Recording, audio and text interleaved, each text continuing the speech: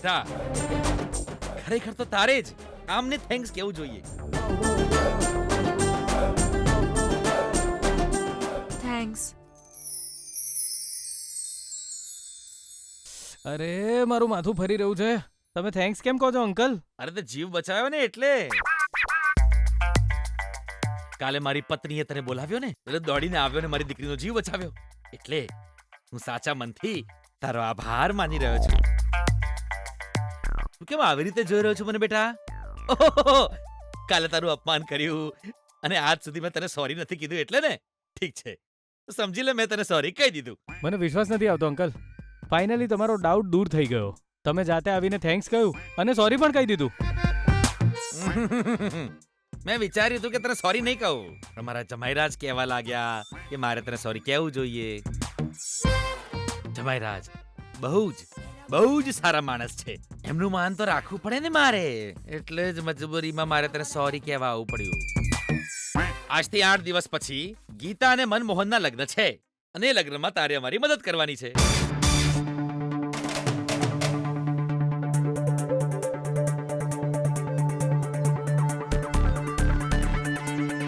એ સુશીલા ક્યારે સુધરીશ તું? પગમાં ગુંદર પટ્ટી લગાડી હોય એમ જ્યાં ઉભી હોતા ચોટી જાય છે અને આ બીમારી ચેપી લાગે છે. તમે ભલે ચલવાઈ હતી. Uncle thank you so much uncle. આટલા દિવસથી હું તમને પૂછતો હતો, હેરાન કરતો હતો, મનાવતો હતો, લગનમાં મદદ કરીશ કહેતો હતો, પણ આજે તમે સામેથી આવીને કીધું કે મદદ કરજે, સાથે રહેજે. એટલે હવે જો 8 દિવસમાં તમારું મન બદલાઈ જાય તો તમારી દીકરીના લગ્ન મારી સાથે કરાવશો?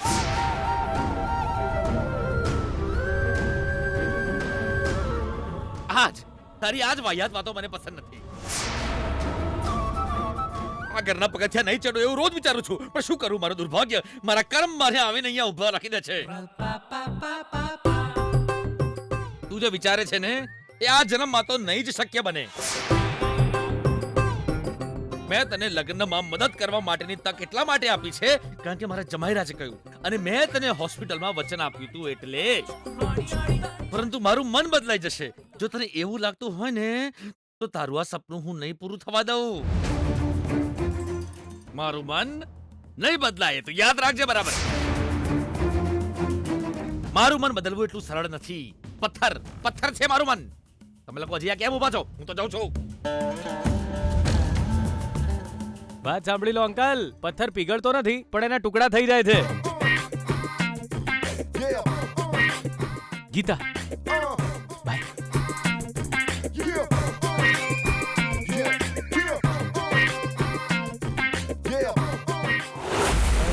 બાપરે, મફતની મળે તો છોડવાનું નહીં એવું છે મહાપુરુષે કહેલું. ભગવાન મફતની મળી એટલે ઘટઘટ પીજો.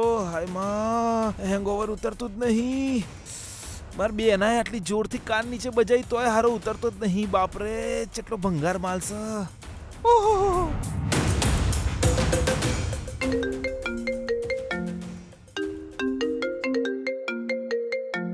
વિજય બોલ બેટા. હાય મમ્મા, ગુડ મોર્નિંગ. મારો દીકરો આજે બહુ ખુશ લાગે છે. હા મમ્મા, હું સવારે ઉઠ્યો ને તરત જ મને ખુશીઓનો ખજાનો મળી ગયો. એ વાત જણાવવા માટે જ મેં તને ફોન કર્યો છે. તારી ખુશીનું કારણ હું જાણી શકું બેટા? મમ્મા, સવારમાં પપ્પાજી પરિવાર સાથે આવ્યા અને કાલે જ્યારે મેં ગીતાને બચાવીને ત્યારે એમને મારા પર ડાઉટ ગયો હતો એટલે સોરી કહેવા ગીતા અને મમ્મીજીને લઈને આવ્યા અને થેન્ક્સ કહ્યું.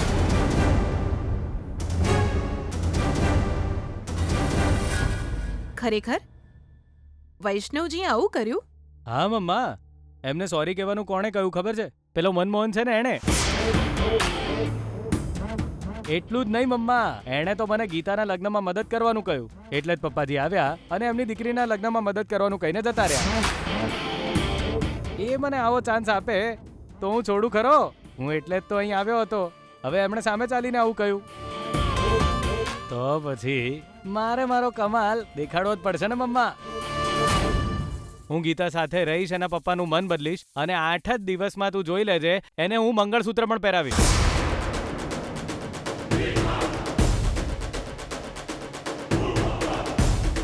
તારો આશીર્વાદ હંમેશા મારા માથા પર રાખજે. હા બાય બાય બાય બાય. હા બેના લાડકુ વરે તો કાયમ મોથાનો દુખાવો વધે એવું જ કોમ કર્યું છે. એક કોમ કર ને બેના મસ્ત મસાજ કરી આલ ને મોથામાં. Massage over massage. હા બસ ત્યો. શું કરે? અચ્છા ચો લઈ જાય છે, ચો લઈ નહીં કરે.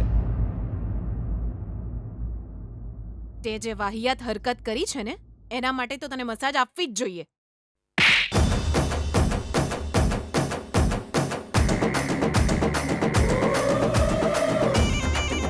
હવે મોથું દુખવાનું મટી ગયું બેના કારણ કે ગાલ દુખવાનું ચાલુ થઈ ગયો.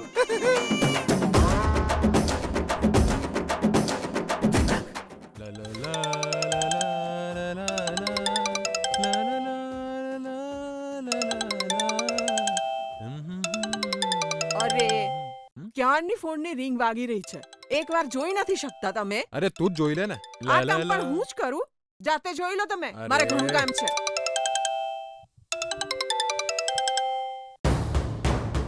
સુલોચના, સુલોચના, કોણ ફોન કરી રહ્યું છે ખબર છે? કોણ? ભાનુમતીજી, જલ્દી આવો. શું વાત છે પૂછો તો ખરા. હેલો મેડમ, નમસ્તે. અરે નમસ્તે જાય ભાડમાં.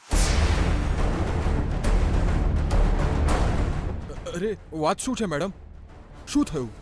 અરે મારા દીકરાની ગેરહાજરીમાં એનાથી છુપાવીને ગમે તે રીતે તમારા દીકરાના લગ્ન આની સાથે કરાવી દો કહ્યું હતું ને, તો પછી તમે લોકો મારા દીકરાને લગ્નમાં મદદ કરવાનું કેમ કહી રહ્યા છો? તમે લોકો વિજયની મદદ કેમ માંગી રહ્યા છો? મેડમજી, તમે આ શું બોલી રહ્યા છો? હા, તમારા દીકરાએ વૈષ્ણવને ફોન કર્યો, વિજયને સોરી કહેવાનું કહ્યું. એટલું જ નહીં, લગ્નના કામ માટે વિજયને ત્યાં જ રોકી લીધો.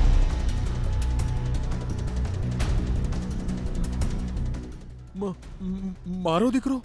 તમારી ઓકાત જાણતી હતી છતાંય તમે માંગ્યા એના ડબલ પૈસા મેં તમને આપ્યા છે. તોય લગ્ન જલ્દી કરાવવાને બદલે તમે મને ટેન્શન આપી રહ્યા છો. જુઓ મેડમ, મને આ વિશે કંઈ જ ખબર નથી. તમે ગુસ્સે થશો નહીં. હું મારા દીકરાને સરખી રીતે સમજાવી દઈશ. મારો દીકરો વિજય ગીતાના લગ્નમાં હાજર રહેવો જોઈએ નહીં. તમે એને મદદ કરવાની ના પાડી દો. અને આ બધું તમે કેવી રીતે કરશો મને નથી ખબર. મેડમ, મેડમ, મેડમ, સાંભળો.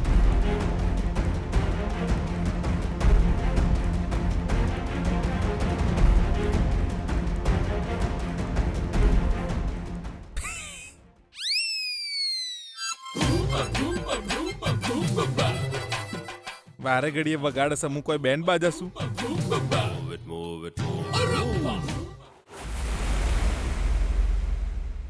શું થયું હે? મોહન, અરે મોહન,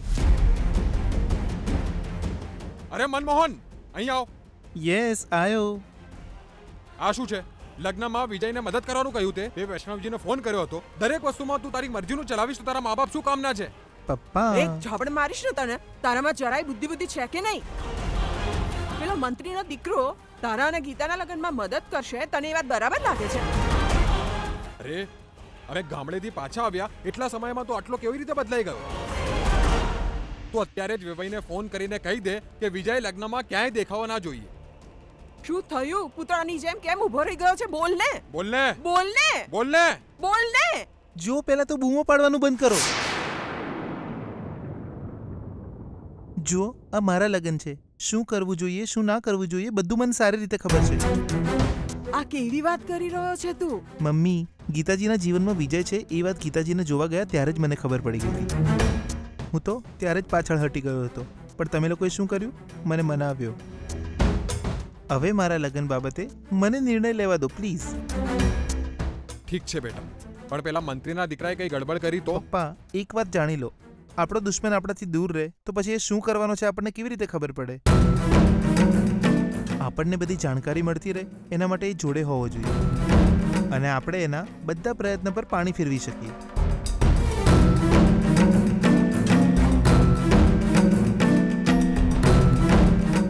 સુશીલા, હા, આવી. ઊભી રહે, હું જ ત્યાં આવું છું. આ લે પ્રસાદ લે. અરે તું પણ લે બેટા.